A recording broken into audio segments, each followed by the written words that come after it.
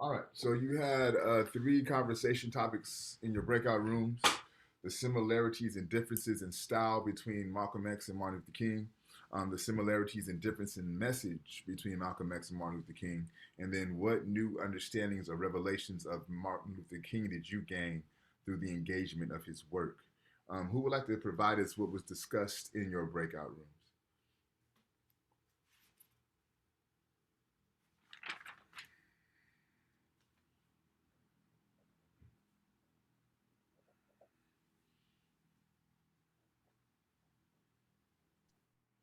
I could go. I talk about the differences between the two.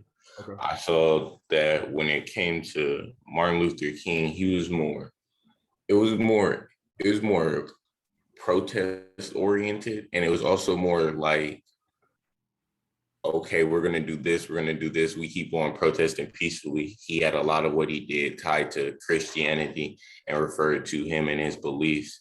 Well, on Malcolm, on the other hand, in his specifically says this is not about religion.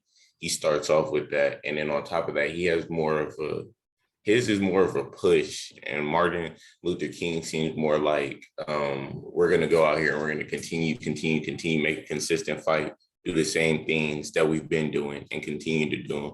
And he talks a little bit about the progress he made in different marches that goes on. But then Malcolm, on the other hand, is more like we need to, it's not about the push or the protest. We need to like more like attack harder than what we're doing already because what's happening is not working. So I think they look at it from two different perspectives. Martin Luther King looked at what was happening as this peaceful protest, as it's working and doing what it's supposed to do, while Malcolm looked at it as we need more. And the only way you could beat these people is by beating them through aggression. Are we going to continue to have the same issues that we have already? That's what I got from the two. Yeah, I think that's a great assessment of the differences in message, right? So thank you for that, Amir. What about the style? Who kind of picked up or who talked about in their breakout room the differences or even the similarities in style of speech giving? I would like agree with what they were saying. Like Malcolm, like Martin Luther King sounded more like a preacher, like religious type, uplifting. While Malcolm X had that aggression, that leader, that if kind of leading into battle type of tone in his speeches. Yeah, and I think Caesar, you're absolutely right in the sense of Martin Luther King's style of speech giving is very much informed by his role as being a preacher. He gives the speech as if he's in the pulpit, right? It's the same type of dynamic there. Anyone want to share what new understandings of Martin Luther King that they gained through the engagement of this speech, opposed to just the typical "I have a dream" message that you're always hearing about Martin Luther King?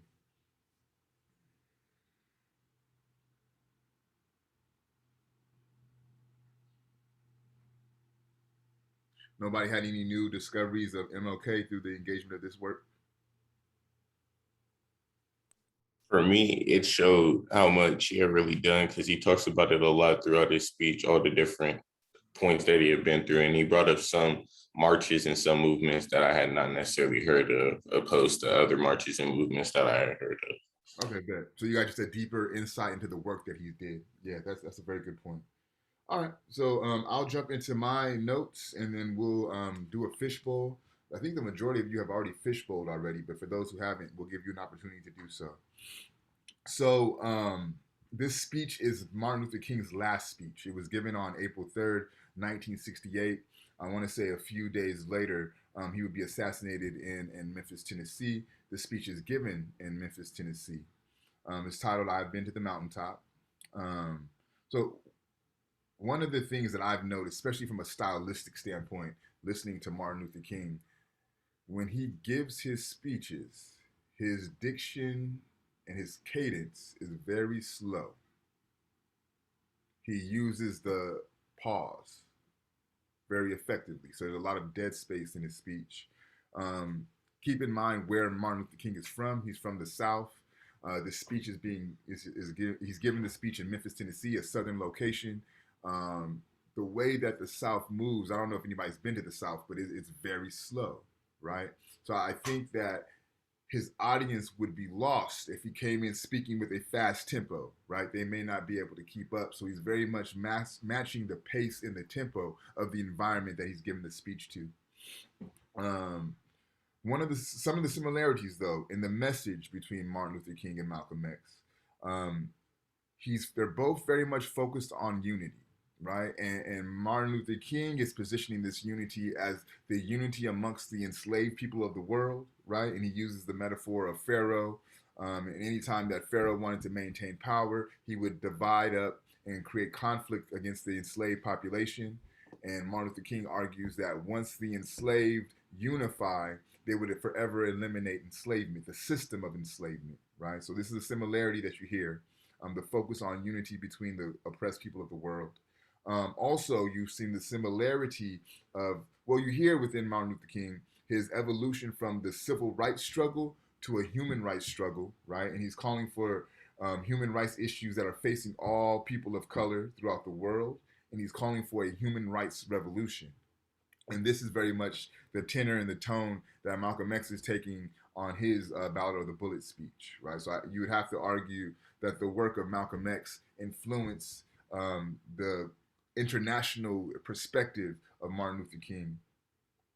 One of the things that you see that's a difference, Martin Luther King in this particular speech is focusing on workers' rights. So he's really taking the issue of class to task. And he says that he's advocating for the workers' rights of the sanitation workers of Memphis, Tennessee. Also, within his critique, there's a ethical argument that he's laying against America, right? And he's calling for America to live up to what they claim to be about. So these ideas of truth, justice, the pursuit of happiness, let this be an ideal for all of America's citizens, not just for a specified segment of the population, right? So the things that you have written in your Constitution, let that be applicable to all members of American society, not just a specified segment of the community.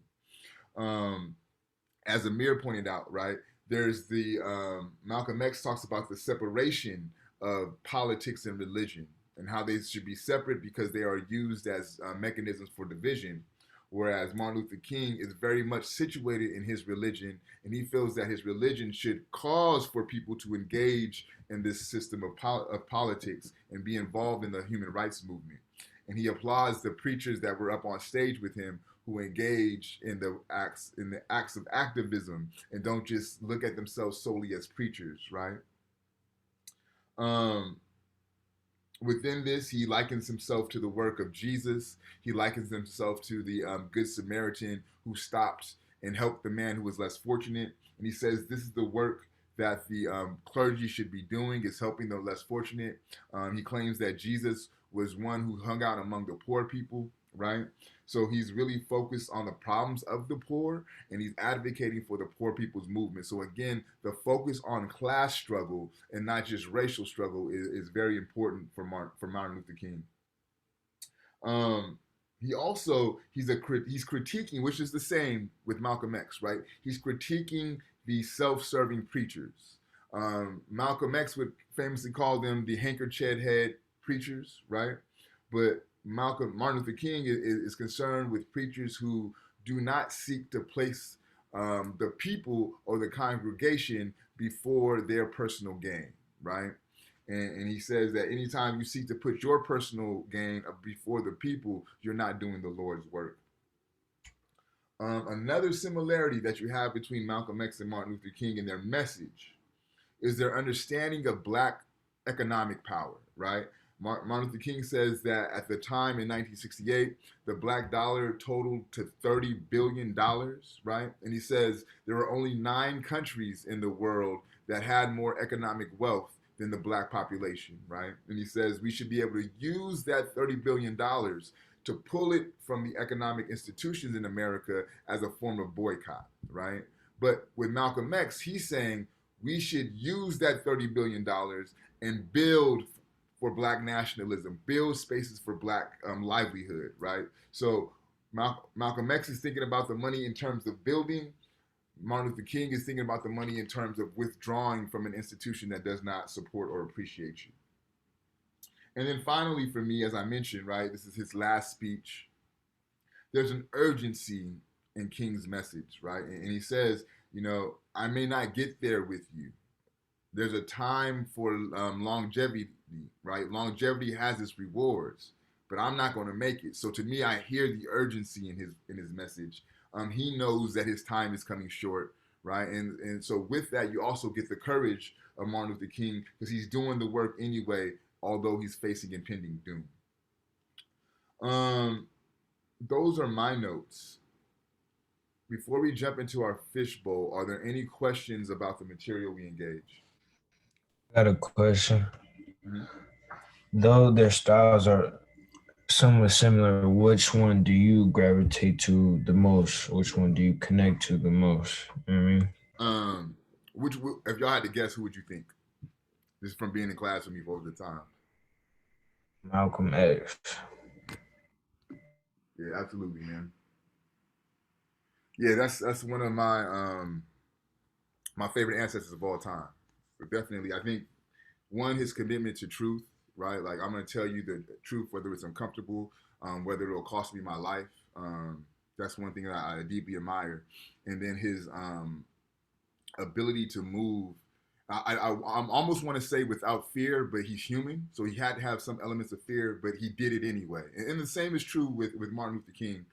But I think also there's an element of I'll say hip hop to Malcolm X in the sense that I'm gonna give it to you how I see it, right? And if you think about early hip hop, they looked at themselves as what they call like ghetto reporters, right? They're gonna depict what's going on in the streets that America may not be aware with or comfortable with, right? And I think that's a lot of the work that Malcolm was doing, and I think hip hop kind of picked up on Malcolm X. So he just kind of speaks to me more. And then what in 1992, I believe it was, um, Spike Lee put out the movie Malcolm X, and that was like a cultural phenomenon at the time. If you think back, if you look back in the 90s, especially like 92, 93, everybody's wearing the X hat. Everybody had the X medallions, the X buttons. So just the time that I was alive, Malcolm just had his spirit just kind of revitalized itself in the early 90s, and the youth gravitated to him more. Elders were kind of more into MLK and the message of MLK, and they wanted to hold on to this idea of nonviolence. But the youth culture was like, "Fuck that, man. We tired of that." And I was part of that culture. All right. Any other questions before we jump into the fishbowl? Okay. So if you've gone twice, you're good for the semester. Everyone should know roughly where you're at. If you've gone one time, then you know you have one more time to go. And if you had not gone, you definitely want to hop on it.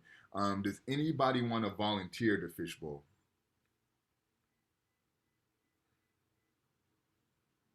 All right, so I'll call that random. If I call your name, please let me know if you've gone twice already. Bridget, are you prepared to fishbowl today? And if you've gone twice already for your fishbowl? I, I already went twice. All right, thank you, Bridget. Damien, have you gone twice already, or are you prepared to fishbowl today? I've gone twice. All right, thank you, Damien. Eric, have you gone twice already? No, I have not, but I don't think I'm ready to fishbowl right now. You say you're not ready? Yeah, no. Okay, so this is your one pass for the semester, Eric. The next time I call you, you have to go. Yeah. Caesar, are you prepared to fishbowl today, or have you gone twice already? I already did my second one. All right, thank you, man. Giovanni, I want to say you've been twice. You've gone twice. Am I correct? No, I have not. I haven't gone twice. Are you prepared to fishbowl today? Is it okay if I could get a pass for this one? I don't feel really prepared for this one. All right, that's no worries. Okay, so Eric and Giovanni have passed. Alyssa, have you fishbowled twice already? Yes, I have. Thank you, Alyssa. Daisy, I want to say you fishbowled twice. Have you fishbowled twice? Or actually, Sure. is it okay if I could go? I think I could. Yeah. Do- And Giovanni, you can talk about anything, man. There's nothing. You can talk about my notes. You can talk about your journal, whatever you feel is important. Yeah, I think I could go. I can Okay. present that. Perfect. I'm sorry, Daisy. Did you say that you've gone already? I'm not sure. I'm gonna say I've only gone once, if Okay. I'm not wrong. Are you prepared to fishbowl today? Yeah. Okay. So we have Daisy, Giovanni. Let me try to get one more. If not, we'll just go with you two. Heather, have you fishbowled twice? I know you've gone at least once. Yeah, I fishbowled twice. Thank you. Jessica, how about you? Have you gone twice?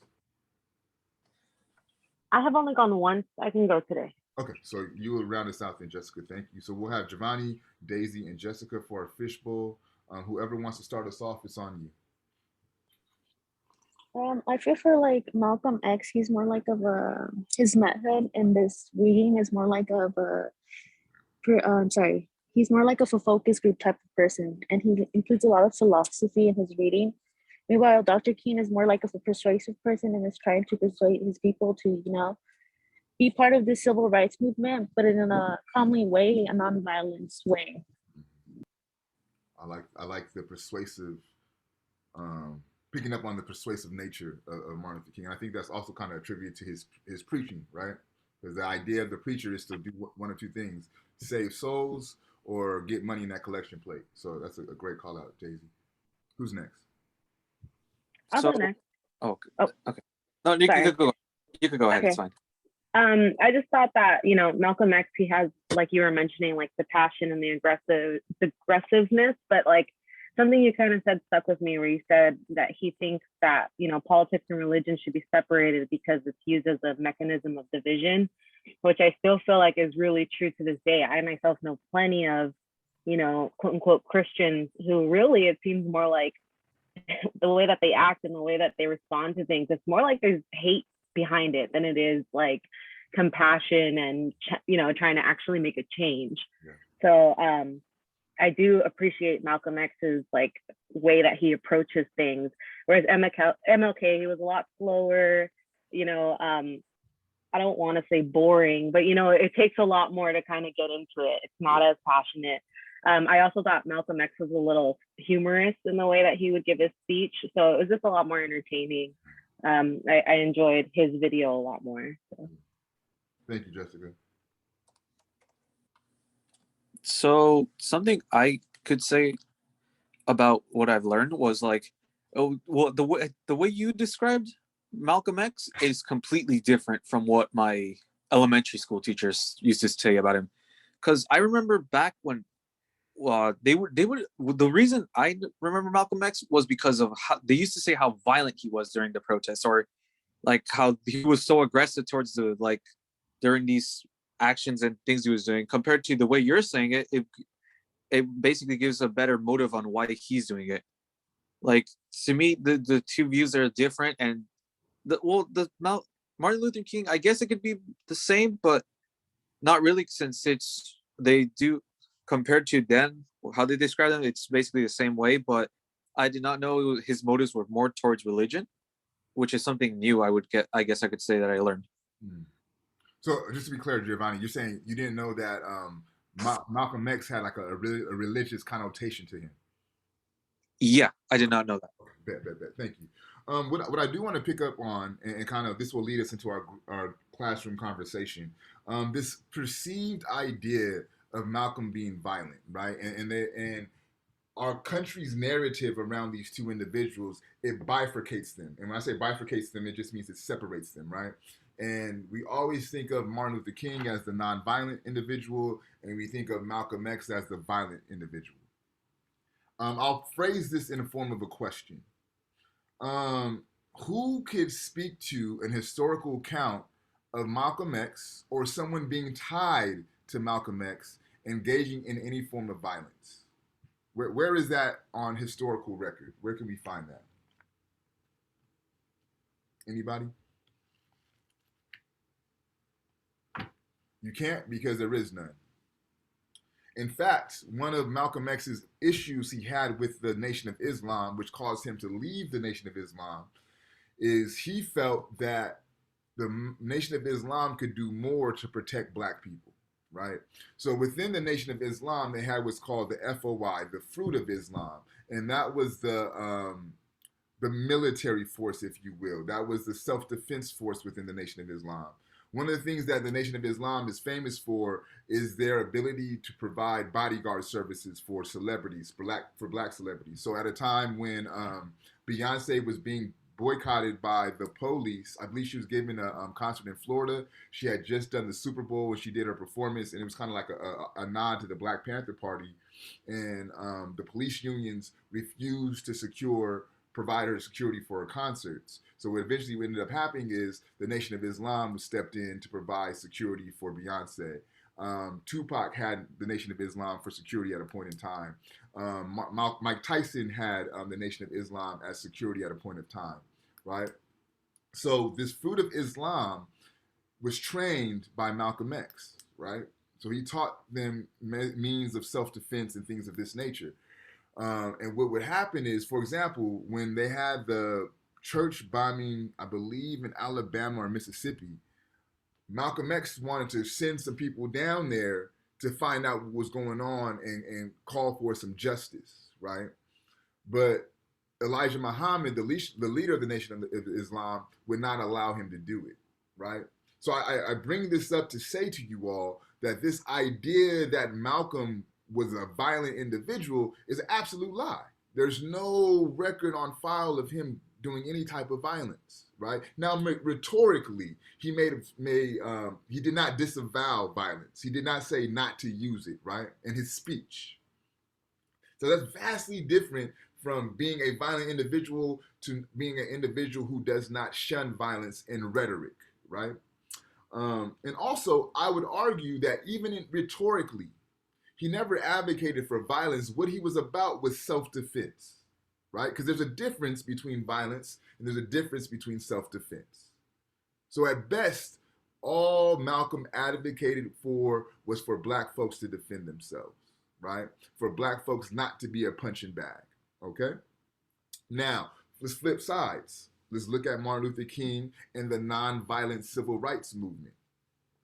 Has anyone heard of the Deacons for Defense? Does that sound familiar to anyone? The Deacons for Defense. So what the Deacons for Defense were, they were the armed faction of the civil rights movement that kept the civil rights movement safe. So when the civil rights movement was in Loudon County, Alabama, and they were organizing the Voting Rights Act, and they were doing what was called the Freedom Schools to teach the citizens of Loudon County how to vote, right? And part of that would require political education. So they would literally set up schools and teach the citizens about Black power, about Black history, about Malcolm X, right? About how politics works in their area. So as they were doing this, keep in mind, Loudon County is one of the racist places in America at that time, right? The county sheriff and the county mayor were abhorrent racist, right? So when these freedom schools were happening, the Ku Klux Klan would ride by and shoot into the schools. They would throw Molotov cocktails into the schools, etc. So SNCC, Student Nonviolent Coordinating Committee, organized with the Deacons of Defense to secure these freedom schools. So the next time that the Klan would try to run through the schools and terrorize the citizens, the Deacons of Defense were there and they shot back and they would engage in shootouts with these individuals.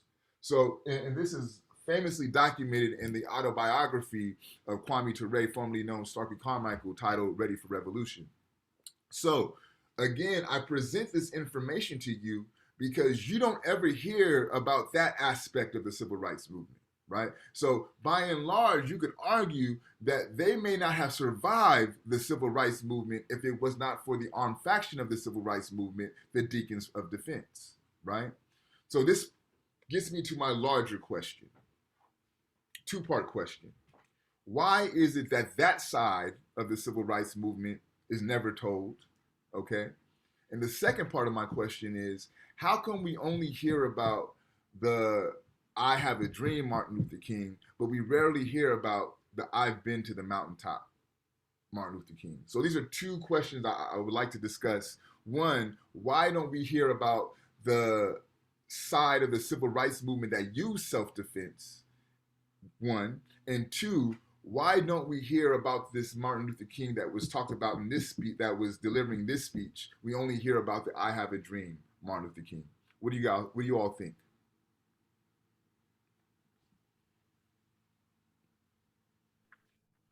I think that if they talk about the whole self-defense aspect of it, then they have to admit that, that white people fucked up and that they were, they made all these mistakes that, they had to kind of counteract all of that. They have to own their shit, and they don't want to do that. So that's why we don't hear about that.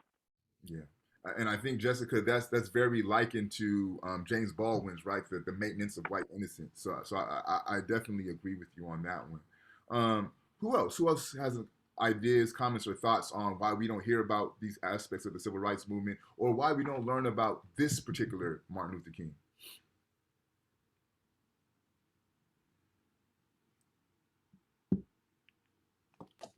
I don't think we hear about it because it involves aggression. Like if uh, you got Martin Luther King, he's peaceful. When we look back, they talk about all that he done. They talk about the March on Washington. They talk about the bus boycott. They talk about the I Have a Dream speech, but it's never really, they don't want to show any aggression, because if they show aggression as the way of getting movement, then they'll have us fighting them. So I think that's the main reason why they don't show stuff like Martin Luther King, and then they make Malcolm look bad on purpose. They do that intentionally, so we can try to stray away from that as being means of gaining human rights in this country. I think between what Jessica said and what Amir just said, like, you guys both hit the nail on the head, right? So one, Jessica's absolutely right.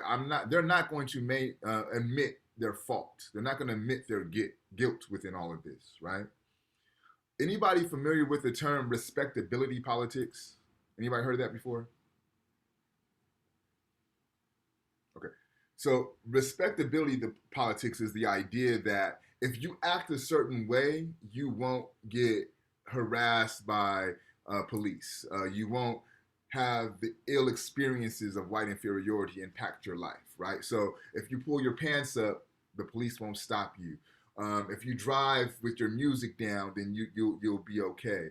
Um, you know, Colin Kaepernick should have protested a certain way. These are all notions of respectability politics, right? Don't talk back to the police and they won't kill you, right? So what happens is Martin Luther King represents a certain type of respectability politics, right? So they could always say the right way to protest, the right way to express black grievance is to do it the way Martin Luther King did it. He was nonviolent. That's the appropriate way to go, right? That's respectable, okay? So Amir is right. If we start to say that individuals like Martin Luther King did things that may have looked may have looked like self-defense, then they cannot no longer promote Martin Luther King as the ideal way to talk about your grievances within this country. Because now we know that even Martin Luther King had to realize that you had to pick up guns just to get what he wanted to do done, right? So that changes the conversation around this idea of protest, okay? So I think you're both right on. Let's deal with this. Let's deal with the difference between I have a dream and I have been to the mountaintop. So somebody tell me, what is the thesis of this book, of this speech, I have been to the mountaintop? What is his main focus?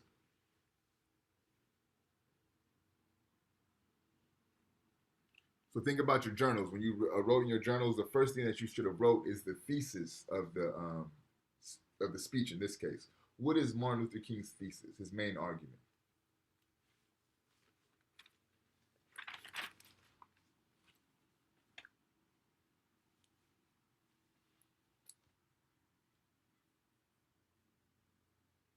Is he calling for integration in this speech? Is that a main theme of the speech? Integration?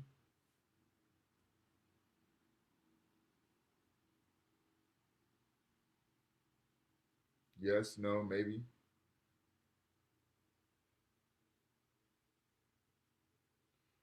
We know he's organizing for workers' rights. We know he's organizing for human rights. We know he's talking about the poor people, right? We know he's talking about the economic power base of the collective black dollar.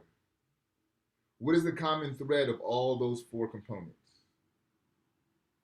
Well, excuse me, three of the four components: workers' rights, poor people's rights, sanitation workers' rights, and the black dollar, right? What is the core component of all of those things? What's the common thread?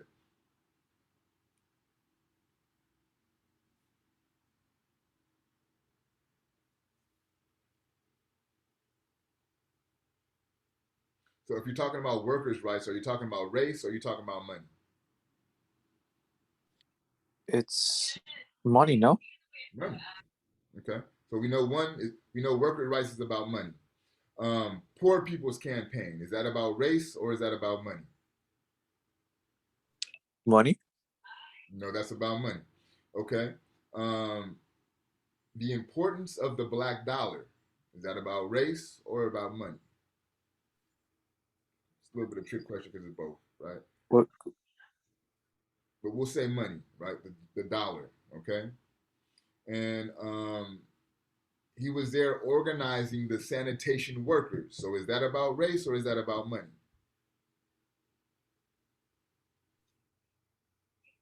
Can you repeat it again? The sanitation workers, he was there speaking on the behalf of the sanitation workers of Tennessee. Is that about race or is that about money? Would that be about race?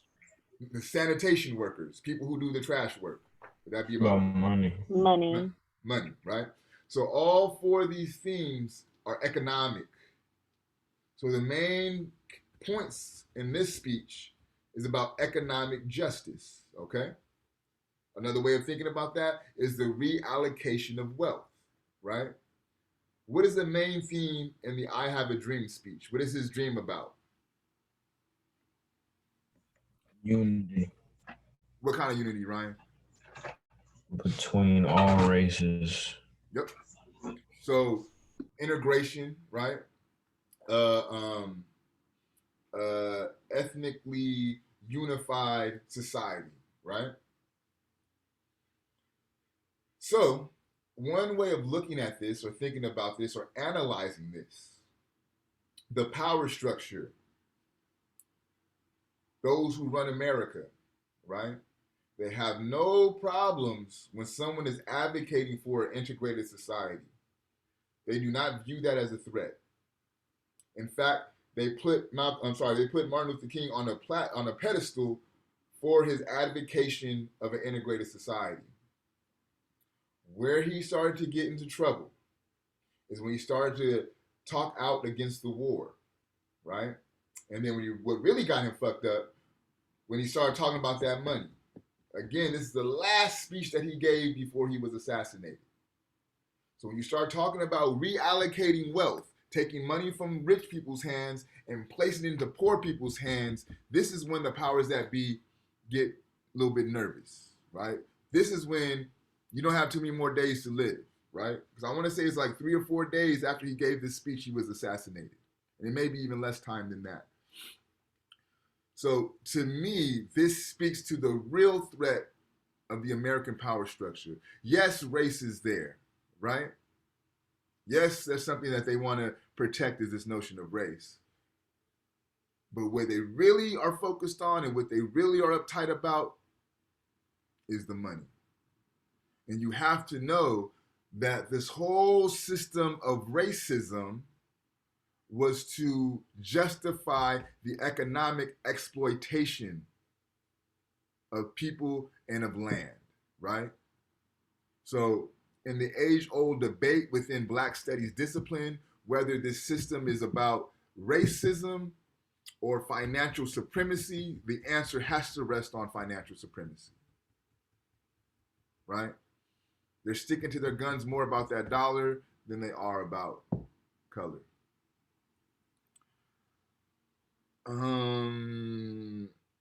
Where we at? Time. Okay. Random, but kind of related. And it's kind of piggybacking on what Jessica says. Anybody familiar with Kyle Rittenhouse? Does that name sound familiar to anyone? That guy that was going on trial now a few days ago. I remember reading about a tweet like LeBron was like, I guess, commenting about how he didn't see any tears or something like that. Yeah. So if you're on Twitter, if you're if your social media has any political connotation to it, you probably came across this name, Kyle Rittenhouse. So Kyle Rittenhouse, at the time that he committed these murders, was, I believe, 17. He's a resident of Illinois. He drives across states to, I want to say Wisconsin or some neighboring state where they were protesting over the death of a black body. Mind you, he's 17, so he's not even legally able to have a firearm. He crosses 2 or 3 states with an AR-15. An AR-15 is an automatic assault rifle, right? So it's like the West version of an AK-47, right? So you see like the AK-47 in a lot of African countries and a lot of South American countries and a lot of the Western countries, right? They use the AR-15. So he travels across states with an AR-15 under the premise that he's going to secure a building, okay? In the process of going to secure this building, he shoots 5 people, I believe, killing 2 or 3, right? After doing so, he walks past the police barricade, flashes them a sign, they give him water, and he's able to travel back home to Illinois after murdering 2 people, okay? So now he's on trial for this act. He's now 18. Now, for those who are familiar with the legal system as it pertains to black bodies, you could be 15 and be tried as an adult, right? So this individual is 18 now. The judge of the case will not allow for the victims, the people who Kyle Rittenhouse murdered, to be called victims. So when you're referring to these people who are victims, you cannot use the term victim, okay? Also within the trial, the judge's phone goes off. His ringtone is the campaign song for Donald Trump. Kyle Rittenhouse.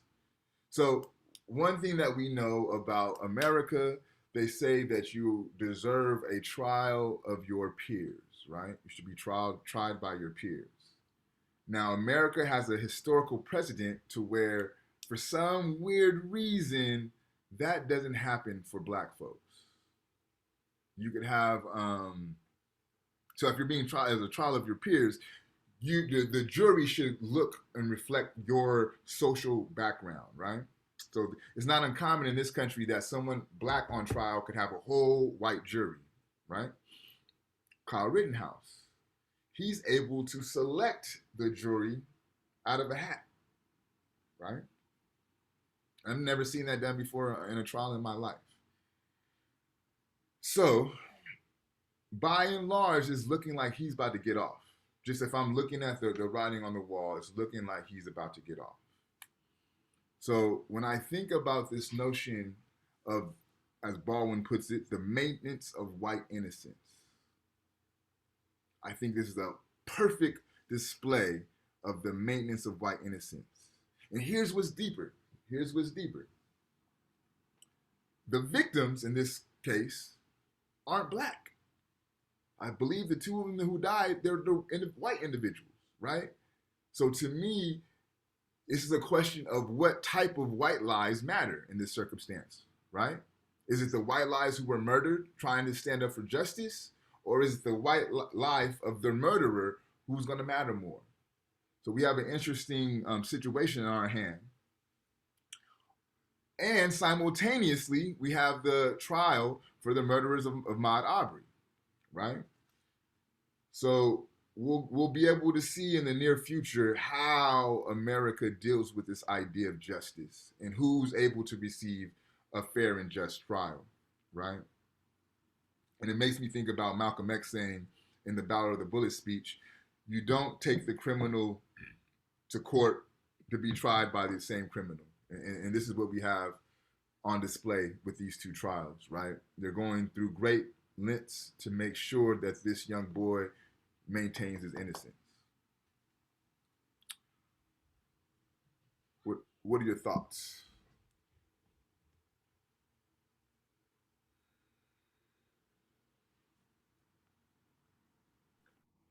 it really pisses me off because at the same time we see all of this happening and what the heck can we fucking do about it? Like, and it's just it's so upsetting to continue to also see people who defend him and continue to defend him, and it's like this piece of shit murdered people and got away with it because he was scared. He wasn't scared. Like, you know, like the way that he acted even after he did it, they said there were like pictures of him at bars. Like, he didn't give a shit about what he did. Like, he just put on this face, put on this front in the trial, and it's all being like believed, and it's really, really frustrating. Yeah. And I think to what what Giovanni was saying, the power of white tears, right? Because he puts on this act, and like not a tears drop, but it has the affect that causes people to believe his innocence, right? And like not one tear was shed, but the act of him perceived to be crying is enough to make him get remorse from people, and he has showed no remorse for the people he killed, right? The tears weren't for his thoughts about the victims. The tears were about how he was afraid, right?